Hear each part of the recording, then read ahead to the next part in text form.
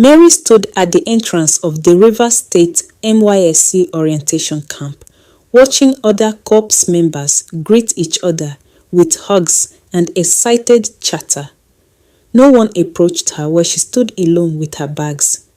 Taking a deep breath, she picked up her luggage and began walking toward the registration center. As she walked, an uncomfortable silence fell over the area. Other corps members stopped their conversations and stared at her. Mary felt their eyes following her every move. "Who brought an elephant to camp?" a lady named Janet said loudly enough for everyone to hear. The group around her burst into laughter. "Can she even carry herself during parades?" Another lady named Gift added with a smirk. "Look at how she's sweating like a Christmas goat," a third lady, Queen, chimed in. Mary heard everything they said, but she kept walking. She knew coming to this camp wouldn't be easy, but she was determined to endure whatever came her way. "It's just for 3 weeks," she whispered to herself as comfort. Little did she know that this was only the beginning of what would become the worst 21 days of her life. After completing her registration, Mary was assigned to room 7, which she would share with 4 other ladies. She entered the room and spotted an empty bunk bed in the corner. As she approached it, a voice called out from behind her, "You can't stay there. That bunk is for my friend." Mary turned around to find Gift, one of the ladies who had mocked her at the gate earlier. "But this bunk isn't dressed and looks completely empty," Mary pointed out. "She's coming soon. I already claimed the space for her," Gift insisted. Claimed the space? Mary wondered. Isn't bunk allocation supposed to be first come, first served? Looking around, she noticed all the bottom bunks had been taken. Just then, Janet and Queen entered the room. "Who do we have here?" Janet asked with fake surprise. "Well, it seems the fat pig is our roommate," Gift replied, and all 3 burst into cruel laughter. With no other options, Mary walked to the only available space, a top bunk. As she attempted to climb the ladder to make her bed, she missed a step and fell to the ground with a thud. Instead of helping her, Janet and her friends pointed and laughed.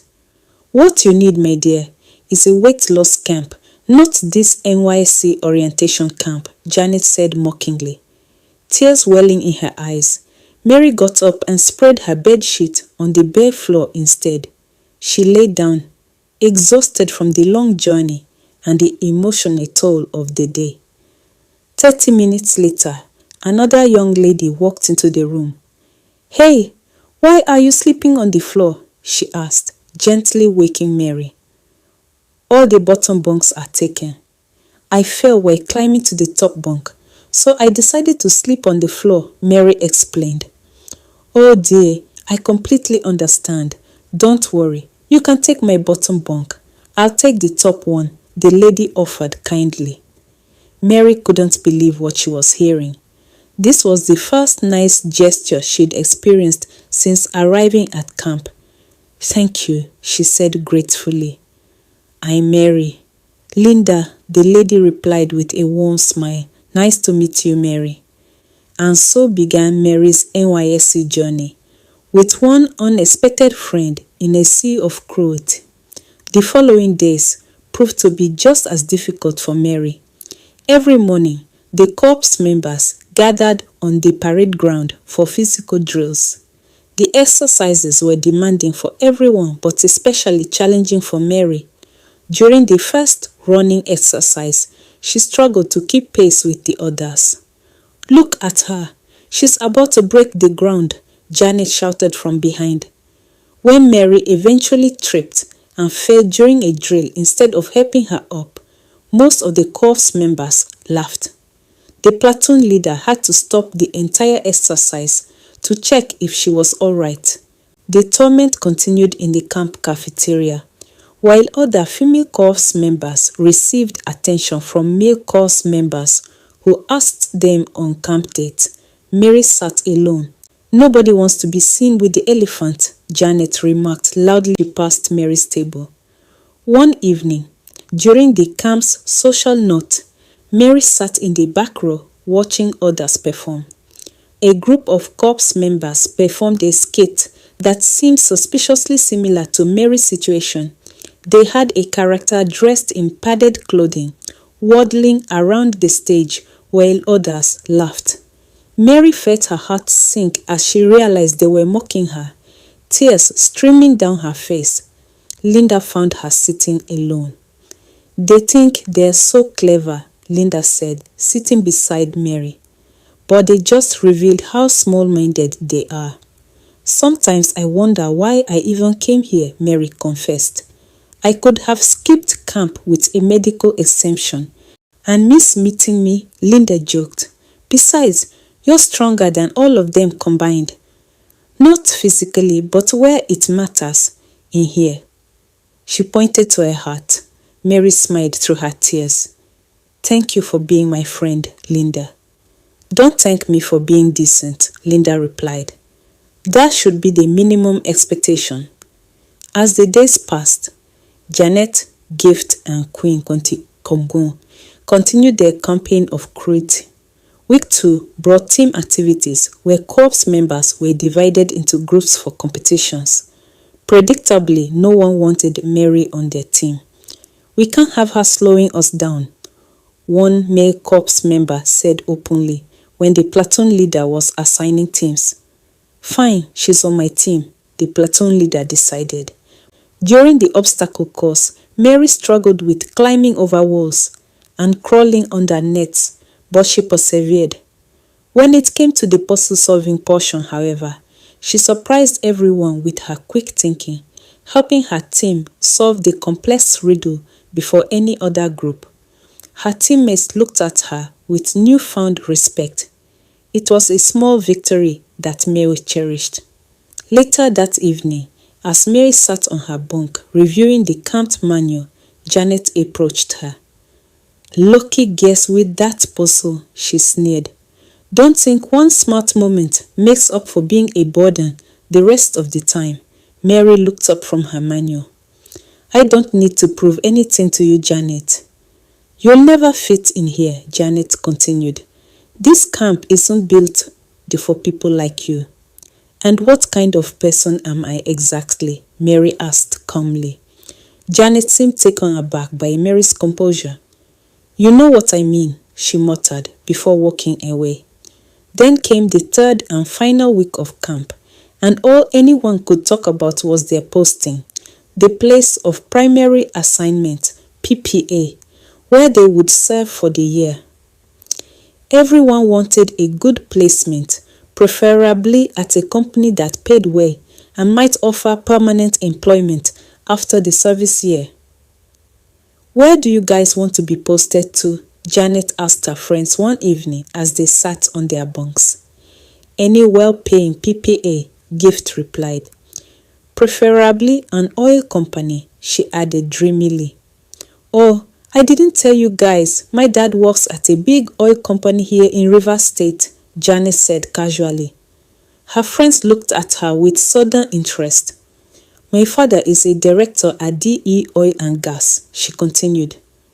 "DE Oil and Gas," Queen exclaimed. "That's like the biggest oil company in the country." "See, don't worry, girls," Janet assured them with a confident smile. "I'm going to talk to my dad, and you all will be posted to DE Oil and Gas. Just give me your state codes. We are going to enjoy our service year." Linda, who was arranging items in her locker, overheard them. "Janet, please, can I give you mine too?" she asked hopefully. Janet looked at her with disdain. "We don't need people like you. You and that elephant can find a local school to teach in one of those villages." Gift and Queen burst into laughter as usual. Mary pretended to be sleeping but heard everything. She said nothing, just turned over in her bunk and closed her eyes. The next morning, news had spread throughout the camp about Janet being the daughter of a director at DE Oil and Gas. Corps members flocked to her, begging for her help with their posting. Some even began giving her special treatment, buying her meals in the cafeteria, and offering to do her laundry. Janet basked in the attention, but inside she was panicking. Her father wasn't a director at DE Oil and Gas. He was just a cleaner there. She had told a simple lie to impress her friends and hadn't expected it to spread so widely. However, she continued the charade, enjoying her newfound popularity and using it as another way to torment Mary. "Mary, I'm sure you'll find a primary school in some remote village for your PPA," Janet said one afternoon. "DE Oil and Gas can't take a fat pig like you." Mary looked at her and smiled without responding, which seemed to unnerve Janet more than any comeback could have. "Don't mind her, Mary," Linda said after Janet walked away. "She's just full of hot air." That evening, Mary approached Linda privately. "Can I have your state code?" she asked quietly. Linda looked confused. "My state code? What for?" "Just trust me," Mary said with a small smile. While the others slept that night, Janet lay awake, worried about her lie. Finally, she slipped out to the toilet block to make a phone call. "Hello, Papa, it's Janet," she whispered into her phone.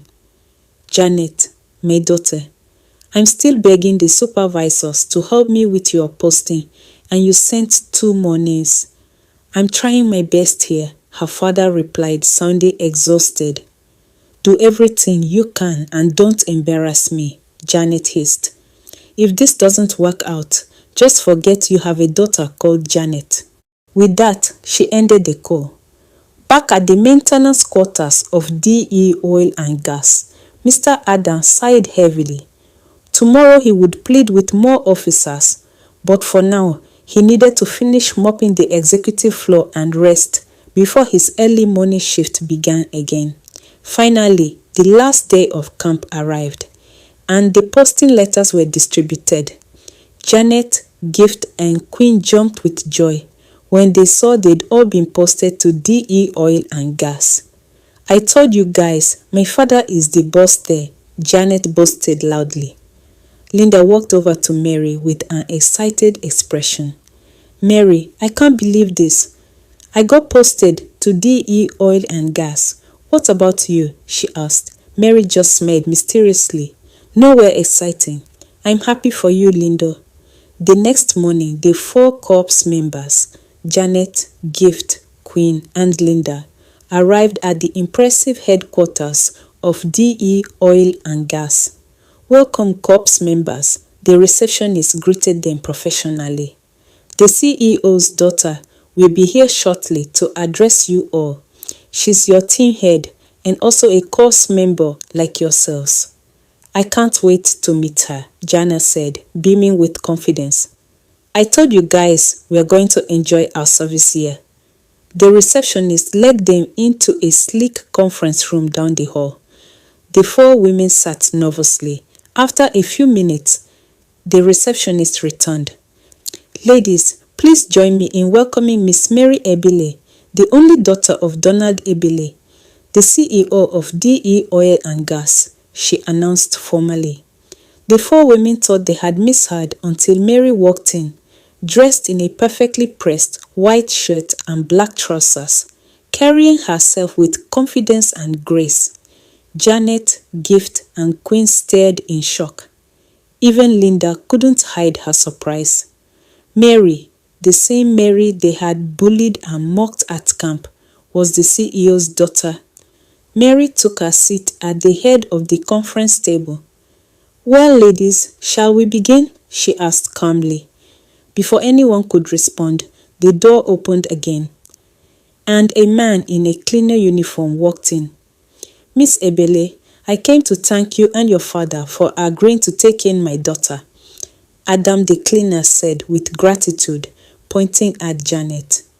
"Janet, your father is just a cleaner here," Queen exclaimed in disbelief. Janet couldn't answer as tears began rolling down her cheeks. Her lie had been exposed in the most humiliating way possible.